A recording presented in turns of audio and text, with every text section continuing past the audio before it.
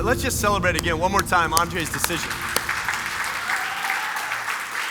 The Bible tells us that all of heaven celebrates when even one person steps across the line, says yes to Jesus, and enters into new life. So it's an incredibly exciting day.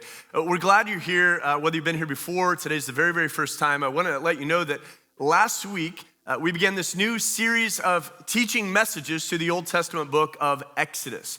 Now, Exodus is the second book in the Bible. It's at the very beginning. You have no excuse. It's easy to find. So you turn to Exodus. If you have a Bible app, you can open up Exodus as well. We'll be sure we have the verses on the screen as well so you could follow along. But last week, as we got this series started, we essentially just set the stage for the Exodus. Because what Exodus means is a leaving, as a departure. And that's what the story of Exodus is all about. That we find in Exodus, God's people, and he loves all people, but then he had this chosen nation. They were the Israelite nation. That when we get to Exodus, they had been living in Egypt in bondage and slavery for 400 years. And it was time for them to be set free. We're going to see that in Exodus. Now, how they got into bondage is years and years and years before they'd been living in Israel, and an incredible famine settled into the land. I mean, there's no food, there's no jobs, there's no sustenance at all. And what do we do? Well, this group of guys, their older brother named Joseph was in an influential position of leadership in Egypt. And he said, hey, you come here and I will care for you and I will protect you. And they did, and he did. He took good care of them. Well, years passed and leadership changed, and the name Joseph no longer carried any meaning. That was no longer an influential name, which meant that the Israelite people were no longer going to receive any kind of preferential treatment.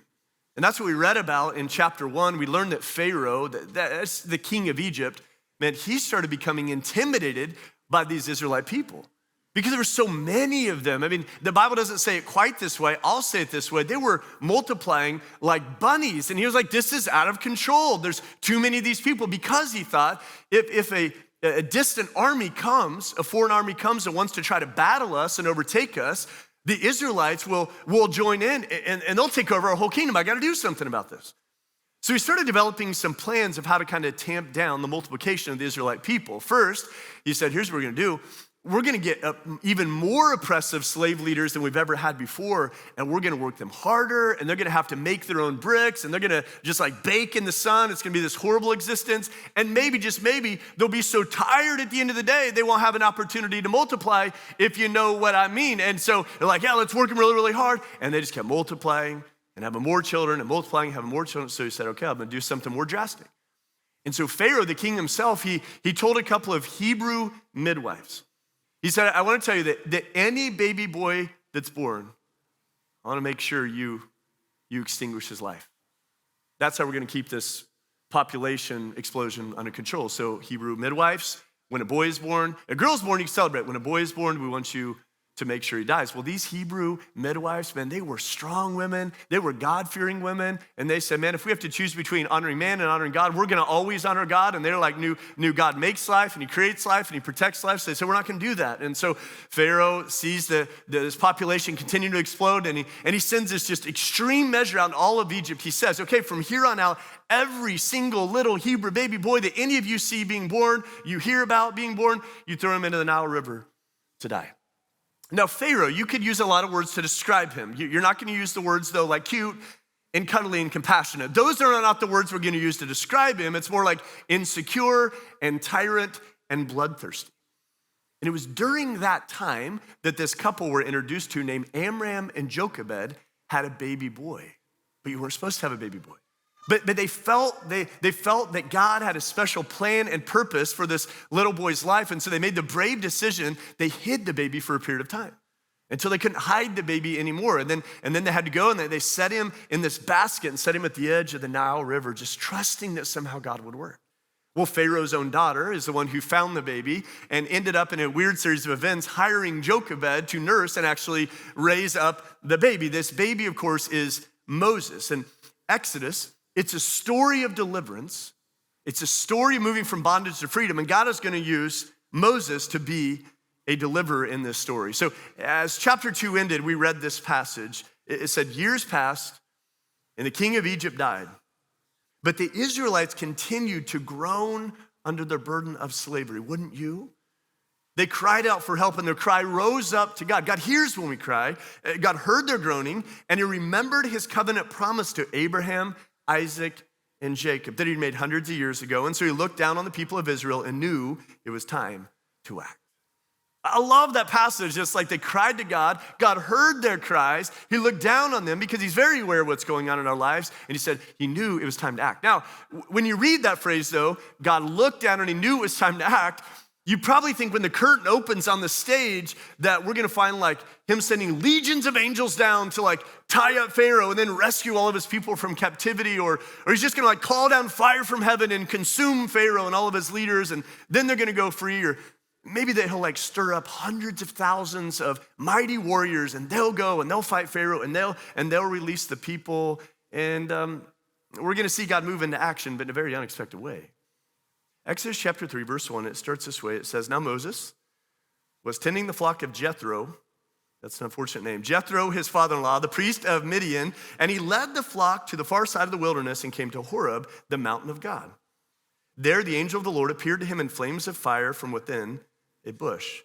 Moses saw that though the bush was on fire, it did not burn up. So Moses thought, I will go over and see this strange sight, why the bush does not burn up. When the Lord saw that he had gone over to look, God called to him from within the bush, Moses, Moses. And Moses said, here I am. And so God decided to act. And the next thing you know, he's out in the middle of nowhere, speaking through a burning bush to a shepherd. This doesn't exactly qualify as like the bold, decisive movement that we expect from God in this moment. Remember, his people have been living in slavery for like 400 years. Now, shepherds are really, really nice people. Actually, I have no idea. I've never met one. If you are one, I would love to meet you after the service. I assume shepherds are really, really nice people, but knowing that Pharaoh, the most powerful man in all the world, is standing in the way of those people being released from captivity, you think maybe God here is going to hire an assassin, not hand select a shepherd. And yet this is just going to be one of the many examples and many reminders we're going to get throughout the book of Exodus that God's ways are not our ways. We talked last week about how God's timing is not the same as our timing. And that's a difficult truth, but it's a truth. And in the same way, just like his timing is not our timing, his ways are not our ways. And so often we're left trying to scratch our heads. Man, what's God doing? Because, we think he's going to do this, and then he does the opposite of this, and he does that. Or we think, surely, I understand it all. God, he's going to do that. And then he's like, no. He did this. And so we're left scratching our head like, man, what is God doing trying to understand his ways? But listen, there's no reason to try to understand God's ways. We can't understand God's ways. And I'm not saying we're dumb, because we ain't dumb, right? I mean, there's some of you are so super intelligent. Your IQ is higher than the sky. And the rest of us are pretty smart too. But there's no reason to try to understand God's ways. We can't understand his ways. The Bible tells us that in Isaiah chapter 55, verse 8, God says this. He's saying, for my thoughts are not your thoughts.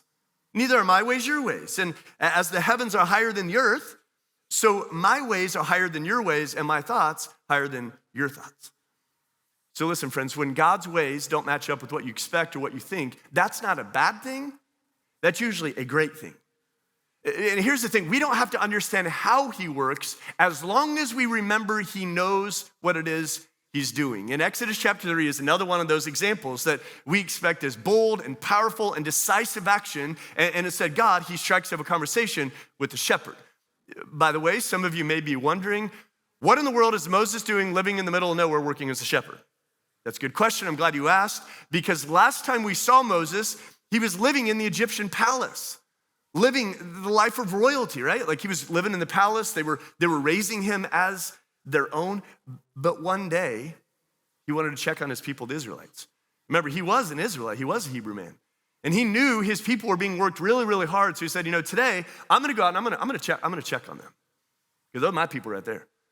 And he went out and he checked on his people, kind of looking from a distance, and he saw that this Egyptian slave master was treating violently one of the Israelites. He was abusing one of the Israelites, and Moses was like, not okay. That's not okay, not on my watch.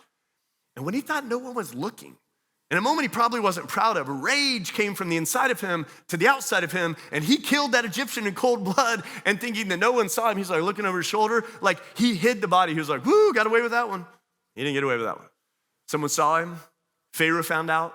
Pharaoh was gonna kill Moses. And so Moses was like, man, I gotta hightail it out of town. And so he goes out to this place named Midian, this area named Midian. He meets this lady named Zipporah, who he ends up marrying. I bet he gave her the nickname Zippy, I don't know. But he marries Zipporah, and he ends up working as a shepherd for her father out in Midian. That's what's going on here when this encounter with God takes place. Exodus chapter 3, verse 5.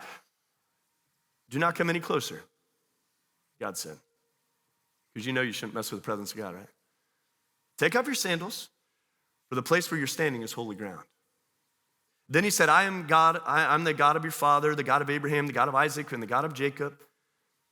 At this, Moses hid his face because he was afraid to look at God. Then the Lord said, I've indeed seen the misery of my people in Egypt. I've heard them crying out because of their slave drivers, and I'm concerned about their suffering. So I've come down to rescue them from the hand of the Egyptians and bring them up out of the land into a good and spacious land, a land that'll be flowing with milk and honey, the home of the Canaanites, Hittites, Amorites, Perizzites, Hivites, and Jebusites. And now the cry of the Israelites has reached me, and I've seen the way the Egyptians are oppressing them. So now go, I'm sending you to Pharaoh to bring my people, the Israelites, out of Egypt. Now, I can just imagine as God's talking, Moses responding. You know, he's like listening to God saying, you know, I've seen the people, and Moses like nodding his head in agreement, like, yeah, you know, I've seen the people too. I've seen it with my own eyes, God. It's horrible the way they're being treated. The oppression's awful. I mean, they're not treating them like humans. They're treating them with no sense of dignity at all. God, I love this idea that you're gonna set them free. And God, the whole time you're doing that set them free thing, I'm gonna be cheering for you. And if you need anything at all, just like let someone else know. But I'm gonna be cheering for you. And he's nodding his head in agreement. But he must stop nodding his head in agreement. And his jaw must drop open. When God says, so now, go. I'm sending you. All of a sudden, Moses is like, what? You talking to me? You talking to me? Like, God, I was tracking with you when you were talking about the whole thing about setting them free, because man, I love freedom, and I've been free, and I want them to be free. And I loved it, God, when you were talking about leading them from like bondage into this land flowing with milk and honey. That'd be amazing. But now I'm confused. I mean, it's strange enough that you're like talking to me out of a burning bush, and now I think I heard you just say that you're sending me to him to let these people go. And so Moses needed some clarification. I think I would have too. And so he said, like, who am I that I should go to Pharaoh and bring the Israelites out of Egypt? Now, this question from Moses, it's gonna begin this ongoing dialogue between he and God, where he's gonna give like all kinds of excuses why there's no way I'm the right kind of guy. Lord, there's no way, I don't have the abilities, and I'm just not the right guy, I'm not cut from the right cloth. There's no way that I can go do that. And God's gonna continue to confirm, no, you are the guy. And you heard his first excuse, he's like, who am I? Little old me? Like, I spend my days leading sheep. I don't know anything about leading people. Moses, I believe, feels like this is a case of mistaken identity. But God doesn't make mistakes. Did you hear me say that? God doesn't make mistakes? God knows in this moment, out at the burning bush, out in the middle of Midian, right there with Moses, God knows exactly what he's talking about, and he knows exactly who he's talking to. He's talking to the one whom he had nudged with his own hand, Amram and Jochebed, to keep, even though they weren't supposed to keep him. He's talking to the one that he protected when he was laying in a basket at the edge of the Nile River. He's talking to the one whom he had orchestrated a plan to grow up in the royal palace and receive like world-class leadership training. He knew what he was talking about, and he knew who he was talking to. And Moses may have thought, no, you got a case of mistaken identity here, but God knew that Moses was the one who's mistaken. God had a plan for Moses' life, and well ahead of time, he prepared him to carry out the plan. And he will do the same for you, and he will do the same for me. Like Moses, he had absolutely no idea that he was in a season of preparation. When he was living in the royal palace and he was receiving this great education, eating this great food and rubbing shoulders with these incredible leaders, he had absolutely no idea that God was preparing him to lead the greatest departure from bondage probably in human history. He had no idea that he'd been living in a season of preparation. And I want to say to you, the same is true about you and the same is true about me. Right now, not someday, but right now, God has you in a season of preparation. And yet, like Moses, you probably think, no. I mean, my circumstances I'm in right now, like they're totally irrelevant to my future. I'm just like going to school and I'm working what feels like a dead-end job and I can't get the relationship thing figured out. And like, there's no way God's preparing me for anything right now. If anything, I feel like my current circumstances are negatively affecting my future, are an obstacle keeping me from my future. And I tell you, no. Like right now, you are in a season of preparation where God is preparing you to carry out the plan he has for you. And if you and I would be willing to be open-minded to that perspective, and it's a biblical perspective, if we'd be open-minded to that perspective, then we could lean into the circumstances we're in right now. And we could accept the circumstances no matter how hard they are right now. And we could embrace the circumstances we're in right now instead of just wishing time away. Anyone else do that? It's easy to do. But God was preparing Moses for the plan he had for Moses, and he'll do the same for you, and he'll do the same for me. Now, that whole idea might make sense to us sitting in the middle of this, comfortable room right here on a Sunday morning, but it probably didn't make sense to Moses. Out there in the middle of nowhere in the desert while he's working as a shepherd, and that's why he's like, who me? You talking to me? And maybe you expect God to be like, no, Moses, I'm not talking to you. I'm talking to the other guy that's standing right behind you, right there in the middle of nowhere. No, Moses, not you, the other guy. Like, he didn't do that. I would have responded that way. And listen to what God also didn't do. God didn't get into details with Moses, and he didn't say, Moses, I double-checked my GPS map, and I actually am in the right place, talking to the right person. And he also didn't go into waxing eloquent about all these incredible qualities that Moses possessed that made him great for the task he'd given him. Instead, he made him a promise. Verse 12, and God said, I will be with you. And this will be the sign to you, it is I who have sent you. When you've brought the people out of Egypt, you will worship God on this mountain. Did you hear the promise? He said, I'll be with you. Imagine God hearing that through the burning bush, God saying that he said, I will be with you. And remember, when he says, I'll be with you, this is not some incapable God. This is the God I always remind you, even in our short history as a church, this is the God who speaks and galaxies pop into existence. This is the God who hung the stars in the sky and he knows my name. This is the God who hand designed the intricacies of our bodies and the tenderness of our hearts and the complexities of our minds. And this is not some small time trying to make a name for himself, little g God. This is the God, the God of all creation. And he speaks to insecure little Moses and he says, I will be with you. Not I'm gonna send one of my representatives to be with you, or maybe an angel will check in on you every now and then. He said, I will be with you. And my question for you is, what would you say? What would you do? Where would you go if you knew for sure that not only was God with you, but God was for you? What would you sacrifice? What would you risk? What comfort would you let go of? What comfort box would you just completely break out of if God said to you, I want you to go and I am going to be with you? Now, if you're a follower of Jesus, I know some of you are, that's a very relevant question to us because that's actually the circumstances of our lives. See, Jesus, before he ascended back up into heaven, at the very end of his life and ministry, he's getting ready to ascend back up into heaven. He gathered up his followers, he's talking to them and he's talking to us. And he begins it with, he said, therefore, go and make disciples of all nations. In other words, help other people to find and follow me. Go and make disciples of all nations, baptizing them in the name of the Father and the Son and the Holy Spirit, teaching them everything I've commanded you, which is a law, and I will be with you always to the very end of the age. I will be with you always to the very end of the age. Jesus said that, and so God said that. Did you hear it? Go, go, go, go. I'll be with you. And Moses, he lived in a very different time, in a very different place, but in a strange, ironic way, our circumstances, our task is not really unlike his own. God has said, go, and I want you to do everything you can short of sin to help people, lead people out of bondage and into freedom. Any kind of bondage, like relational bondage and financial bondage and emotional bondage, especially spiritual bondage. I want you to go. And so our circumstance is very similar to his, and our response is oftentimes very similar to his. We come up with all these excuses, all these questions like, you talking to me? I mean, how in the world would I or we ever possibly be capable of carrying out this mission? And so that's what Moses did. He asked this what if question, but his questioning had only just begun. Verse 13, listen to what it says. Moses said to God, suppose I go to the Israelites and say to them, the God of your fathers has sent me to you, and they ask me, what's his name? Then what shall I tell them? And so Moses very quickly shifts away from like his identity issues, and now he's concerned about God's identity. I mean, he uses, different words, but what he's really saying here is what if? Like, what if I go and they ask who sent me, what do I do? I don't think he's looking for an answer. I think he's looking for an out. Then maybe God would say to him, you know what, you're right, Moses.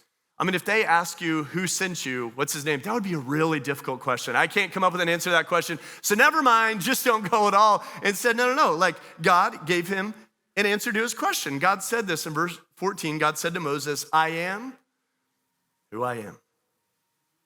This is what you're to say to the Israelites. I am has sent me to you. Now, Moses was not already confused by the interaction. I'm pretty sure he is now. Because he's like, God, so, I need some information here. If they ask me, hey, what's his name? I need to know the name. And God, I've asked you for your name. And after God said, I am, he didn't hear him say anything else. And this wasn't like, an issue of a weak connection. Because God wasn't speaking on a 5G device. He was speaking through a burning bush. Like, there was no connection, but God always has a connection. That wasn't the issue. The reason that Moses didn't hear God say anything after I am is because God didn't say anything after I am. When you're God, and he is, and he always has been, and he always will be, you don't have to say I am and then fill in the blank the way the rest of us do when we introduce ourselves. You just say, I am. That's it. And so when he asked him, who do I say? He said, tell him I am sent you. And I love that name, I am. It like resists any limitations. When your name is I am, what comes next is endless and limitless. And when you're the I am, your identity cannot be contained on a name tag, and your power can't be contained, period. Like I am is this all-inclusive title that is exclusively for the one true God. And so as Moses stood there, interacting with the burning bush, his head is spinning, his heart is pounding, his palms are sweating, his soul is wrapping up in knots simultaneously. And that's, actually a pretty appropriate response when you're dealing with, or should I say, being dealt with by the great I am. The breadth and width of that name, I am. I mean, you could study that down to the microscopic level and you keep going, or you can pull out at the macro level and just look at it in a really, really practical way. And I love to always remind people this idea that this name, I am, really, if you think about it, becomes the answer to life's most frequent questions and frustrating questions and sometimes fearful questions. Let's just go through a few of them right now. So this is us asking, who's gonna make sure the needs of my family are met? I am. Who's willing to listen to me? I am. Who's gonna love me when they learn to know the real me? I am. Who's gonna take care of me when I'm older and I'm less mobile? I am. Who's gonna still be there walking with me when all of my dreams become nightmares and the rug in life gets taken out from under me? I am. Who is able and willing to help me overcome this destructive addiction? I am. Who would be willing to forgive me again? I am. Is there anyone who can give me lasting satisfaction? I am.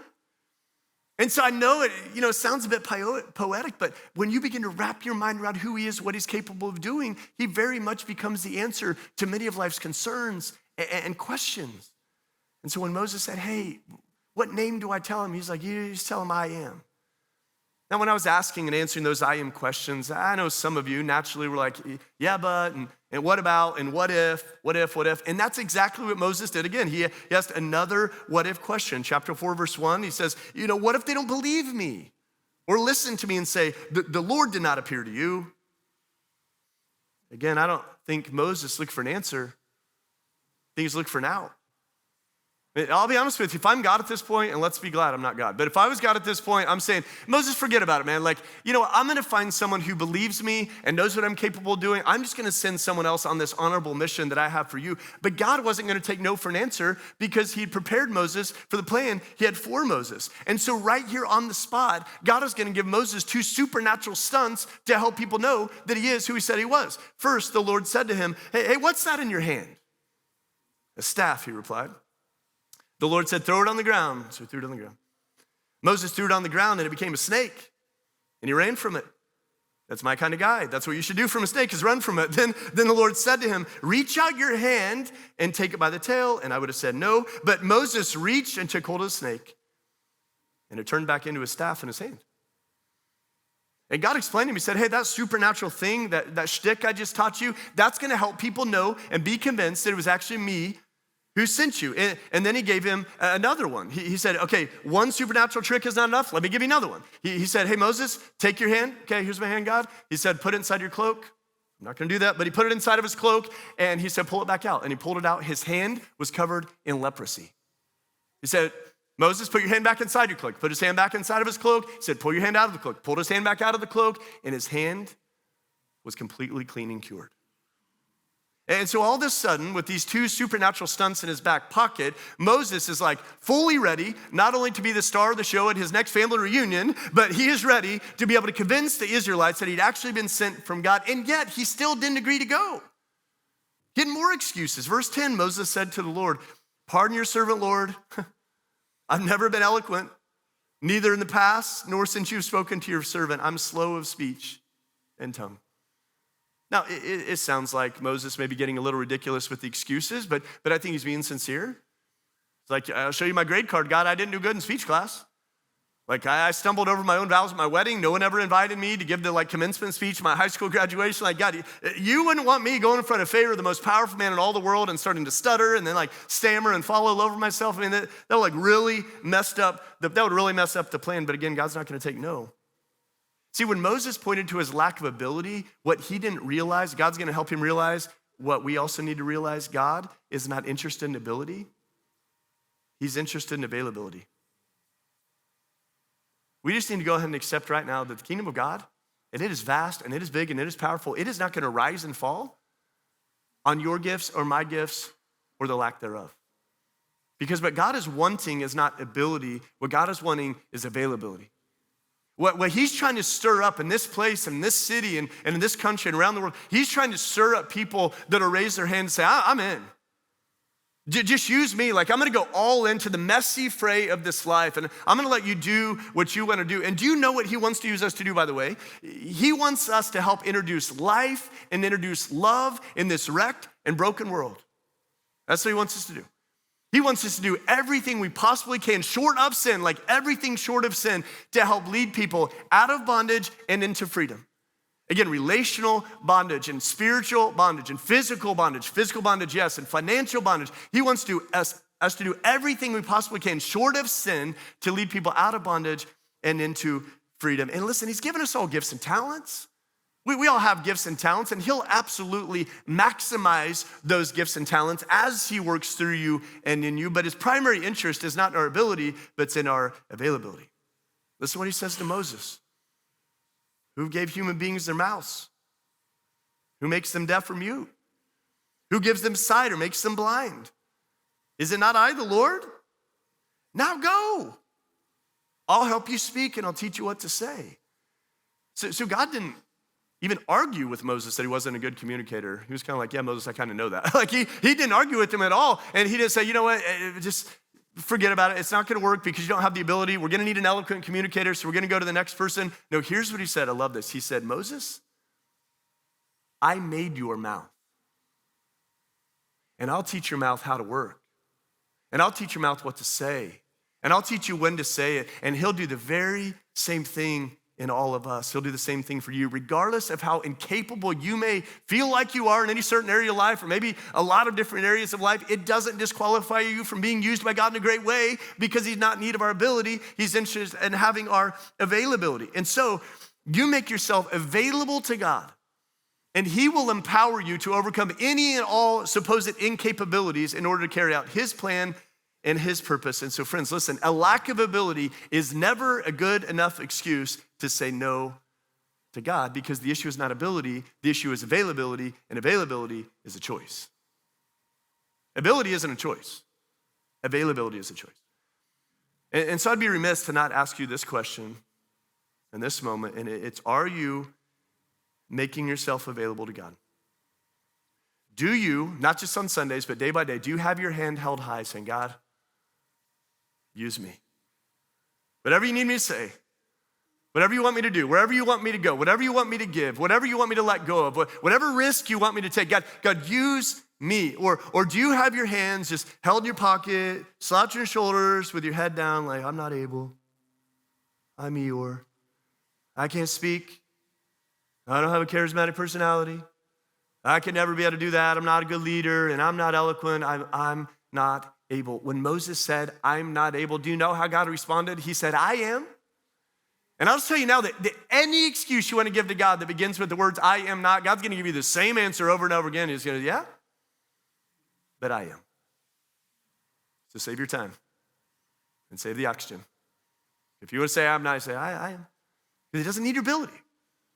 He wants your availability. And so Moses finally, thank goodness, finally ran out of excuses, because if not, the sermon would never end. He finally ran out of excuses. He finally agreed to God's plan. And as a result, which we're going to see in the following weeks, he was able to be used by God to lead the greatest exodus again in human history, leading hundreds of thousands of people out of bondage and into freedom. And as we take a close look at Moses' life, we've been doing that. We saw him just getting so wrapped up in these questions. What if this? And what if that? And what about that? What about this? And what if this? And a lot of those questions sounded really familiar to us. And the reason they sounded familiar to us is we asked the same questions he did. We may arrange the words a little bit differently, but they all begin with the words, what if? And listen, what if questions, they become an excuse to do nothing. And so I've been thinking about what if questions. And as we prepare for this new week that's ahead of us, we have a clean slate. And as we prepare for the remainder of this study through the book of Exodus, I thought, let's ponder on a new what if question. It's this one. What if we put aside all of our excuses and moved into action? Imagine what God would do in you and through you and with you and in me and through me and with me and in me and through us and with us if we would just put aside the excuses and say, God, here we are, and move into actions. Now, I know there's plenty of you. There's plenty of you here. You did that a long time ago. When you finally got to that place in your relationship with God, you're like, man, I'm done with the excuses. I know he's the all-powerful God. He's omnipotent, and he's all-knowing, and he's all-capable, and he's everywhere all at the same time. I can trust this God. I'm putting those excuses aside. But there's plenty of us who need to do so. Plenty of us that just need to go ahead and put the excuses aside. And then I just want to consider this idea. What if? And again, what if we put aside our excuses and moved into action? Who would be released from oppression? Who would experience kindness that would unlock the darkness of their hearts? Who would be able to experience joy? Who would be invited into community for the very first time? Who would experience the love of Jesus for the very first time? If you just put the excuse aside and say, here I am, God. I don't have this impressive list of qualities. I don't have an amazing resume, but what I do have is a God who is all powerful and all capable and all knowing, and he's so good, and man, I'm in. Maybe it'd be a community of people that'd be affected. Maybe it'd be a family that'd be affected. Maybe it'd be a friend or neighbor or coworker that'd be affected. Maybe it'd be someone in your own home that'd be led from bondage into freedom. And I'm just telling you, I believe that if even one person would move from bondage into freedom, then any action you put in would be well worth it. God doesn't need ability. He wants your availability. And so I'm just going to challenge you this way. If you haven't already, it is time to take your hands out of your pockets and hold your hands up and say, God, here I am. Use me for your good and for your glory. I'm going to pray for you. God, we are so thankful that you choose to use us. You could accomplish your mission easily without us, and you're like, no, I'm gonna use you. Because I want you to be a part of this huge movement of people stepping out of bondage and into freedom. But I pray that those of us that have been making excuses, and we all do in some way, that we'd feel some conviction from that. We'd feel some inspiration from that, and we would set aside the excuses, that we'd be willing to move into action with you, knowing you're not sending us out on a wild goose chase alone. You're saying, I'll be with you. I pray that, Lord, the idea that we have your presence would be enough. That we wouldn't look for any other promises. We wouldn't look for any guarantees. That we would just be at peace knowing you're with us. And God, would you use us to help people escape bondage? There's so many people in this city, so many people in South Florida, so many people in this room that are living in some sort of bondage. And your desire for them is freedom. You're never content for anyone to be in bondage. You want people to experience freedom, and you use us, your people, to lead people to freedom, which means leading people to you. And so God, let us set the excuses aside so more and more we can lead people into the freedom that is found in you. We pray this in Jesus' holy name.